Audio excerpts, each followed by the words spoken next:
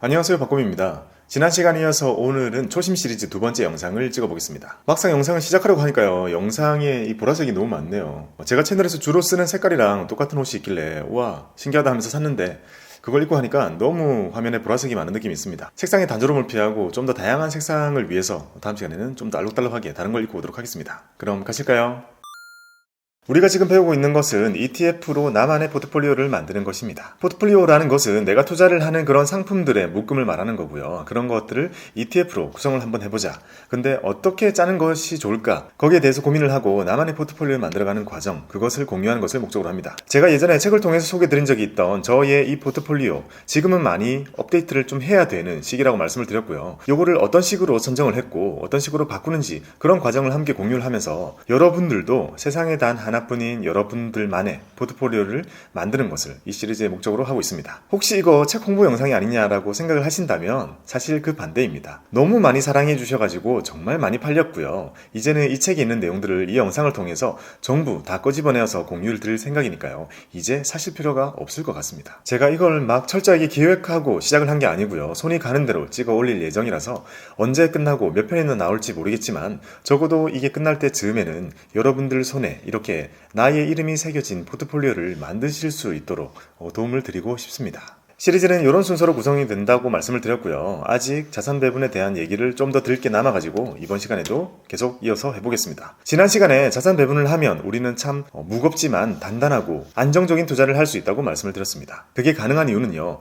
여러 가지의 자산들을 섞어서 담는데요. 그런 자산들이 서로 반대로 움직이는 상관관계가 있기 때문입니다. 그래서 자산 배분 포트폴리오는 항상 어느 정도 방어력을 가지게 되는 것이죠. 그림에서처럼 A 자산과 B 자산이 있는데요. 이 두 개가 완전히 이렇게 똑같이 움직인다면 이걸 상관계수가 1이다 라고 표현을 하는데요. 이런 경우 우리는 여기 보이는 움푹 파여있는 이런 시장의 큰 변동성을 이겨내지 못하는 것이 보통입니다. 지난 시간에도 말씀드렸던 것처럼 특정한 자산을 하나를 정말 큰 믿음을 가지고 있고 이게 올라가는 그 모든 걸 다 견뎌낼 수 있다면, 최종적으로 꼭 가지고 있을 수 있다면 그것이 나에게 가장 큰 수익을 안겨줍니다. 하지만 여러 가지를 섞는 건 우리가 여기 움푹 파여있는 걸 생각보다 그렇게 잘 이겨내지 못한다는 것에 있습니다. 그래서 이걸 보지 않기 위해서 억지로 섞어서 저걸 없애는 거죠. 자, 어떤 식이냐면요. 이번에는 C 자산과 D 자산이 있는데요. 이렇게 하나가 떨어질 때 다른 것이 올라주고요. 다시 걔가 떨어질 때 또 다른 것이 올라주면서,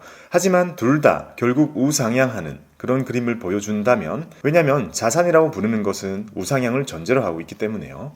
저렇게 서로 움직임을 상쇄시켜주면서 우상향하는 걸 가지고 간다면 우리는 가운데 점점점점 보이는 이 안정적인 수익률을 나의 포트폴리오 수익으로 가지고 갈 수 있다는 거죠. 이렇게 서로 반대로 움직이는 것을 상관계수가 마이너스 1에 가깝다, 이렇게 표현을 하게 됩니다. 그러니까 이제 우리한테 필요한 것은 두 개의 자산 중 이렇게 상관계수가 마이너스 1에 가까운 것들끼리 잘 찾아서 섞는 것, 그리고 비율을 잘 찾아서 섞는 것, 그것이 이제 그 다음에 과제가 되는 거죠. 두 개의 자산이 서로 같은 방향으로 가는지 반대 방향으로 가는지 그 수치를 나타내는 것이 바로 상관계수라고 하는 것이 있습니다. 왼쪽 그림처럼 두 개가 완전히 서로 반대로 움직인다면 마이너스 1이라고 표현을 하고요. 오른쪽처럼 두 개가 완전히 똑같이 움직이면 1이라는 상관계수를 나타냅니다. 서로 완전히 무관하면 0으로 하고요. 결국 마이너스 1부터 1까지 있는 수많은 수치들 중에서 우리는 마이너스 1에 가까운 것들끼리 섞어서 담는 그런 노력이 필요한 거죠.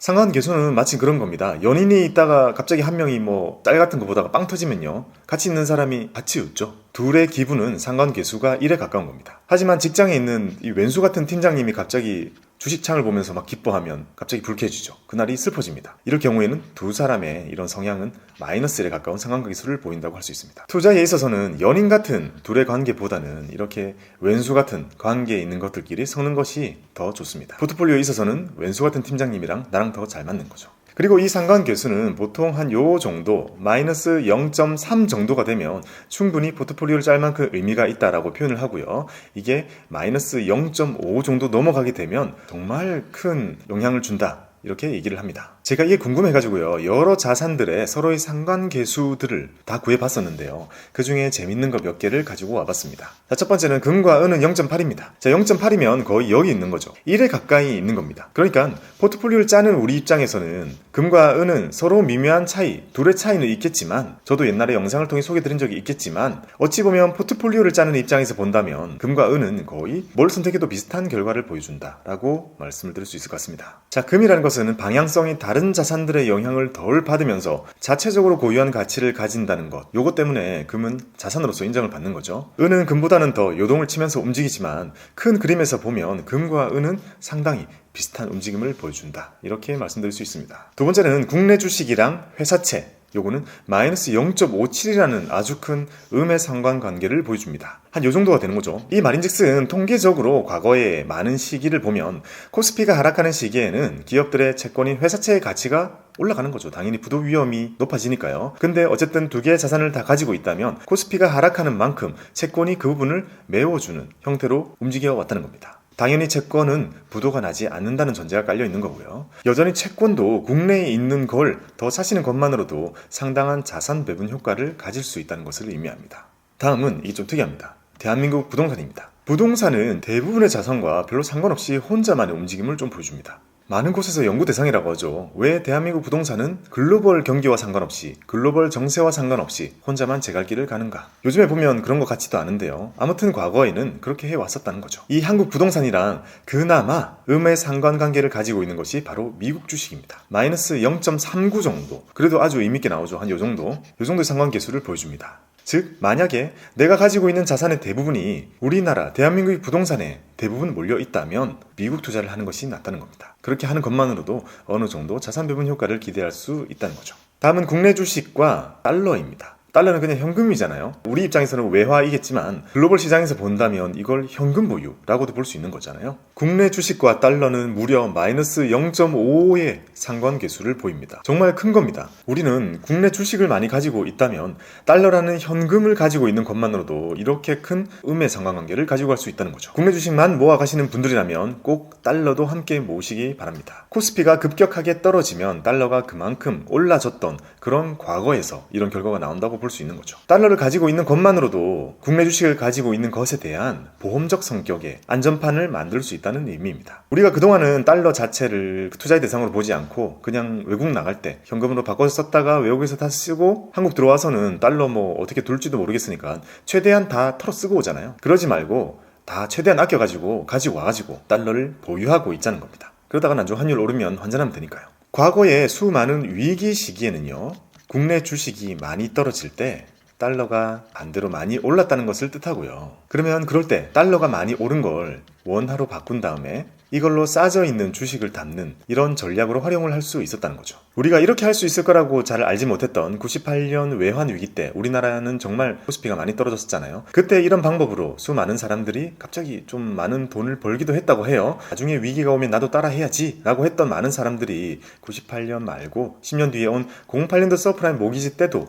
비슷한 걸 해가지고 상당히 괜찮은 수익을 올렸다고 합니다. 아마 이 사람들은 달러에 대한 정말 강한 집착과 계속 콜렉팅하는 그런 걸 하고 있었을 것 같고, 최근 같은 시장에서도 좀 괜찮지 않았을까라고 생각해 볼 수 있는 거죠. 아무튼 우리는 위기가 언제 오는지 알 수가 없기 때문에 위기가 아닌 시기에는 항상 달러를 계속 모아서 콜렉팅하는 그런 걸 해두면 좋다는 걸 의미합니다. 결국 우리는 빨리 가는 토끼보다는 천천히 가도 안정적으로 가고 가장 멀리 갈 수 있는 투자, 자산 배분 투자라는 것을 이렇게 시작을 하고 추구를 하고 있습니다. 가장 신경을 덜 써도 되는 투자법이라고 말씀을 드릴 수 있고, 포트폴리오가 비슷하다면 누가 해도 비슷한 결과가 나오는 포트라고도 할 수 있습니다. 그래서 내가 구사할 수 있는 다양한 투자 전략이 존재한다면 그때그때 가장 잘 될 것 같은 것들을 골라서 하면 되겠지만, 아직 나는 뚜렷한 투자 전략이 없다라고 하신다면, 또 그런 생각에서 제 채널에서 투자 전략을 찾고자 하신다면 제가 가장 마음 편히 말씀을 드릴 수 있는 전략은 바로 자산 배분이라는 말씀을 드리고 싶습니다. 제가 자산 배분 이것만 거의 2년이 넘게 계속 막 전국을 다니면서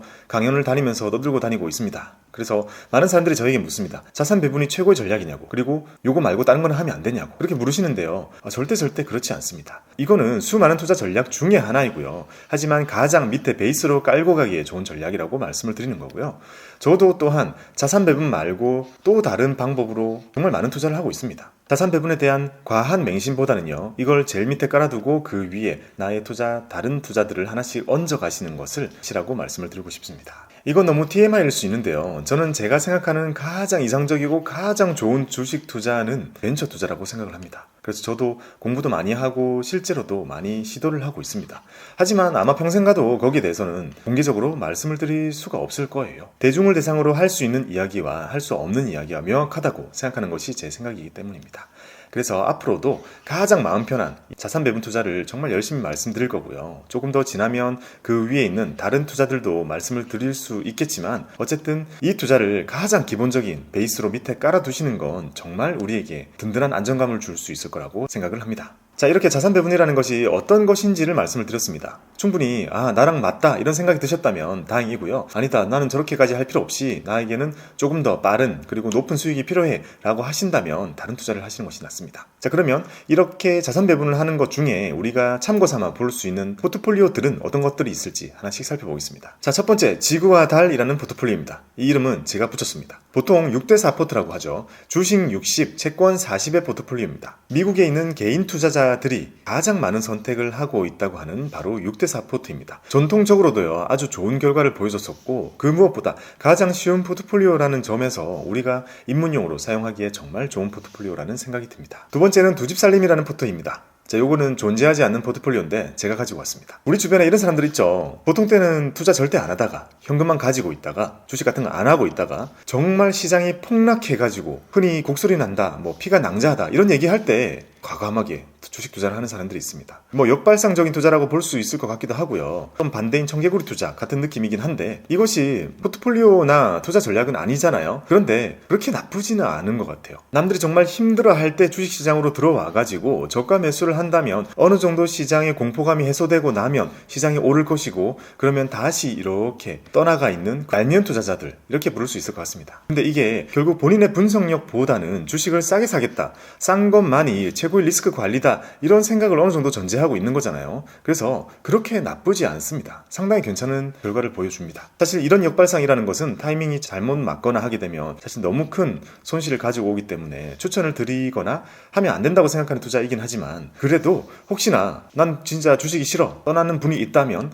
적어도 이렇게 싸져 있을 때 돌아온다는 생각을 가지고 떠나 있으셨으면 좋겠습니다. 자, 이런 사람들은요, 결국 시장에 피가 낭자할 때 들어오면 되는데 그 피가 내게 아니면 된다 라는 생각을 하고 있는 거겠죠. 싸게 사는 것만이 내가 할 수 있는 전부, 싼 것이 최고의 투자고 그것이 최고의 안전마진이고 최고의 리스크 관리다 이런 생각을 정말 강하게 하는 사람들이 있습니다. 그런 사람들은 분석보다 중요한 것은 싸게 사는 거다 이런 생각으로 이렇게 투자를 하는 것 같아요. 어쨌든 우리는 주식을 가지고 있지 않은 시기에 시장이 올라버리는 그런 리스크가 항상 존재하기 때문에 항상 담고 있는 투자가 더 좋다고 생각을 합니다. 하지만 이것도 참고 삼아 생각해 두시면 좋을 것 같습니다. 자, 이번에는 본격적인 제대로 된 포트폴리오입니다. 영구 포트폴리오라는 건데요, 영원히 쓸 수 있는 퍼머넌트 포트폴리오를 번역하다 보니까 영구가 되었습니다. 이 영구 포트폴리오는 영구적으로 쓸 수 있는 포트라는 얘기고요. 생긴 지도 정말 오래된 포트인데 유명하기도 하고 이걸 실제로 아직도 많이 활용을 하고 있습니다. 앞에서 소개드렸던 6대4 포트가 약간 너무 단조로워서 마음에 드시지 않는다면 이 영구 포트가 아주 마음에 드실 겁니다. 영구 포트는요, 여기 보면 자산군 4종 세트가 들어있다. 즉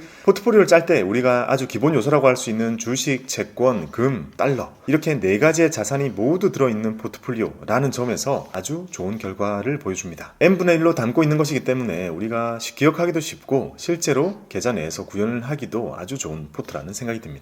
다음은 그 유명한 레이 달리오가 하고 있는 것을 간소화시킨 올 시즌 포트폴리오입니다. 요거는 장기채권, 중기채권, 주식, 금, 원자재 등을 이러한 포트폴리오로 가지고 있는 건데요. 이게 조금 옛날 거긴 하지만 그래도 저는 여전히 유효성이 있다라고 생각을 하고요. 여기 있는 장기채권이 어떤 역할을 하는지, 어떤 움직임을 보여주는지, 금은 또 무엇이고 원자재 안에는 왜 뭐가 들어있으며 얘는 왜 구분이 되어 있는 것인지, 주식은 어떤 걸 담을 것인지 등등 이 자산군 하나하나에 대해서 공부를 하려면 사실 정말 끝도 없습니다. 그런 공부는 당연히 많이 하고 많이 해야겠지만 어쨌든 우리가 포트폴리오라는 관점에서 접근을 할 때 이것을 우리가 그대로 따라 따라하기에는 어렵지 않다는 겁니다. 정말 좋고 검증이 된 거라면 우리가 정말 소액으로도 이걸 세팅하는 것은 정말 어렵지 않습니다. 왜냐하면 과거와 달리 지금은 디지털이 정말 많이 발달되어 있고 이 디지털과 금융이 만나 있잖아요. 그래가지고 예전에는 이렇게 사기 어렵던 다양한 자산들을 지금은 ETF라는 정말 좋은 투자 수단으로 인해서 이런 거 다 그냥 뭐 10,000원어치 사서 담을 수 있는 그 좋은 시대에 살고 있는 겁니다. 그래서 이렇게 검증되어 있는 좋은 포트폴리오를 내가 손쉽게 따라하기 좋다, 이렇게 말씀드릴 수 있습니다. 가장 유명하고 검증된 포트폴리오를 내가 훔쳐오다, 이렇게 말씀드리고 싶습니다. 다음은 바꾸미 포트폴리오라는 저의 포트폴리오입니다. 책에서 이걸 많이 소개드렸었고 이걸 찾아가는 과정을 쓴 것이 기존의 책이었죠. 이 포트폴리오가 좋다라는 것을 말씀을 절대 드리는 것이 아닙니다. 나의 성향이 반영된 나만의 포트폴리오를 만드는 것이 충분히 좋은 결과를 가지고 온다는 걸 말씀드리고 싶은 겁니다. 그러니까 우리는 포트폴리오를 보다 보면 그런 생각을 하게 돼요. 여기 적혀있는 이런 10% 이런 게 조금 틀어지게 되면 황금 비율을 흐트러뜨리는 거니까 장기적으로 완전히 다른 수익률이 나오지 않을까, 그런 걱정을 많이 하게 되는데요. 제 생각에는 절대 그렇지 않습니다. 세상에 나쁜 포트폴리오는 없습니다. 대부분의 경우에는 주식 100이라는 포트를 가지고 가기 때문에 투자가 어려운 것이지, 포트를 어떻게 짜는지는 나의 성향과 상상력을 충분히 가미해도 좋은 포트폴리오가 나온다고 생각을 합니다. 그래서 개인의 성향이 반영되어 있는 이런 맞춤 포트폴리오를 꼭 만드시라고 말씀을 드리고 싶고요. 지금 옆에 보이는 이거는 제가 무려 2년보다 더 됐죠. 그 전에 만든 포트폴리오인데요. 여기에서는 당시에 저의 많은 생각들이 녹아 있습니다. 주식시장이 비싸다고 생각을 했었기 때문에 이렇게 안전자산의 비중을 많이 늘렸었고요. 우리가 보는 포트폴리오는 대부분 원화랑 달러랑 구분이 안 되어 있어가지고 달러를 아예 비중을 분리해가지고 이렇게 모아야겠다 생각을 했었고요. 배당 자산이라는 것도 그냥 가만히 두면 주식이랑 섞여가지고는 결국 배당 많이 주는 주식을 가지기가 힘들어지는 그런 걸 예방하기 위해서 배당 자산도 아예 배당주랑 리츠랑 이렇게 비중을 할애를 해가지고 가지고 있었고요. 국내가 좋냐 해외가 좋냐 이것을 고민하기보다는 둘 다 서로의 각각 장단점이 있기 때문에 둘 다 동일하게 매수를 하겠다, 그런 생각으로 포트폴리오를 짰던 거고, 그때 만들어진 것이 바로 이렇게 생겼던 포트였습니다. 물론 지금은 제가 바라보는 시장에 따라서 이 포트가 어느 정도 변형이 되었습니다. 하지만 이 포트폴리오는 여전히 안전자산의 비중이 상당히 높은 아주 든든한 포트라고 생각을 하기 때문에 여러분들이 참고하시면서 본인의 것을 잘 만들어 보시기 바랍니다.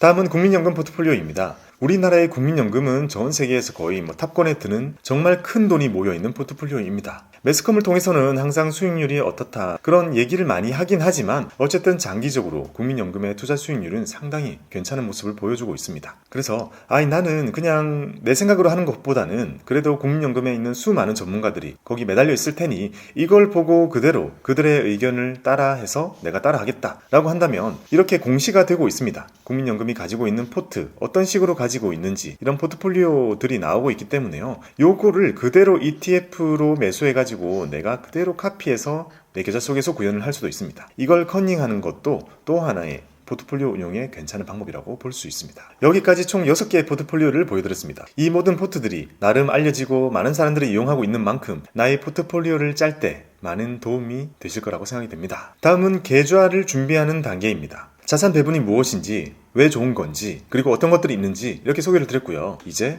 드디어 계좌를 준비할 단계입니다. 제가 추구하는 자산 배분 투자는 상당히 복잡합니다. 사실 우리가 이용할 수 있는 것들을 최대한 끌어와가지고 그걸 꽉꽉 채워서 하는 투자이기 때문에 그렇게 쉽지는 않습니다. 총 6개의 계좌와 6개의 자산군, 이것들을 활용하게 됩니다.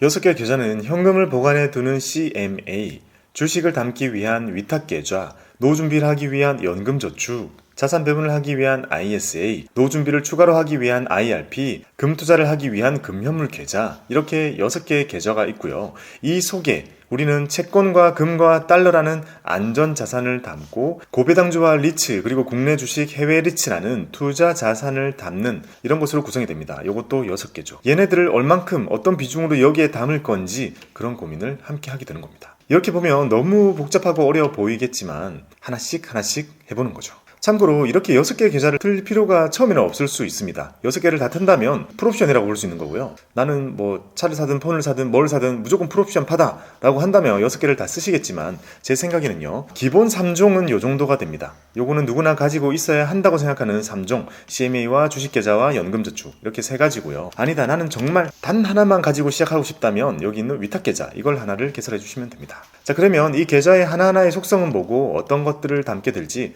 다음 시간에 이어서 배워보도록 하겠습니다. 초심 시리즈라고 이름을 붙인 자산 배분 시리즈는 계속됩니다. 여러분들의 성토를 기릅니다. 감사합니다.